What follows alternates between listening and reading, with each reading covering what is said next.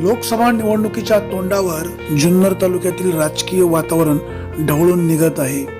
2019च्या विधानसभेची शिवसेनेची उमेदवारी शरददादा सोनवणे यांनाच मिळणार हे सांगण्यासाठी आता भविष्यकाळाची गरज उरली नाही.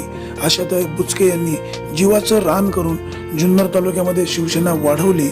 2 वेळा त्यांना विधानसभेची उमेदवारी दिली. तिसऱ्यांदा ही उमेदवारी त्यांनाच मिळायला हवी असा आग्रह कार्यकर्त्यांना होता.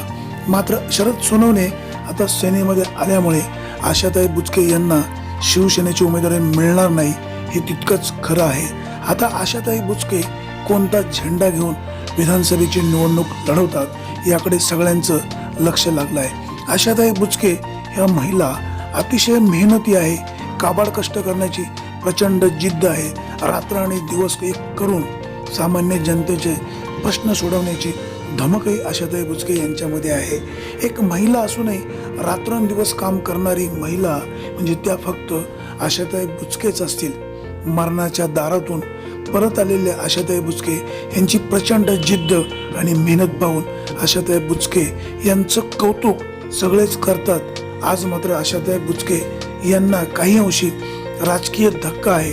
भविष्य काळामध्ये आशाताई बुचके काय भूमिका घेतात, कोणाच्या संपर्कात राहतात. आशाताई बुचके यांना भाजपकडूनही ऑफर होती, त्याचबरोबर राष्ट्रवादी काँग्रेसकडूनही ऑफर होत आहे. बुचके शांतपणे शिवसेनेबरोबर राहण्याचा निर्णय घेतात का दुसऱ्या पक्षाबरोबर घरोबा करतात हे येत्या काही दिवसामध्ये स्पष्टच होईल. आशाताई बुचके यांचे समर्थक कार्यकर्ते शरददादा सोनवणे यांना स्वीकारतील का हा मात्र प्रश्न अनुत्तर न राहतोय. शरददादा सोनवणे या सगळ्या मंडळींना चुचकारण्याचा प्रयत्न करतील. त्याचबरोबर आशाताई बुचके यांच्याशीही संपर्क करून ताई झालं गेलं गंगेला मिळालं, आपण एकत्र काम करूया असाही प्रयत्न करतील. आशाताई बुचके समर्थक काय निर्णय घेतात हेही महत्त्वाचं आहे आणि हे समर्थक आशाताईंना सल्ला काय देत आहेत तेही तितकंच महत्त्वाचं आहे. पाहूया भविष्यकाळामध्ये आशाताई बुचके काय निर्णय घेत आहेत. ब्युरो रिपोर्ट, विघ्नर टाइम्स.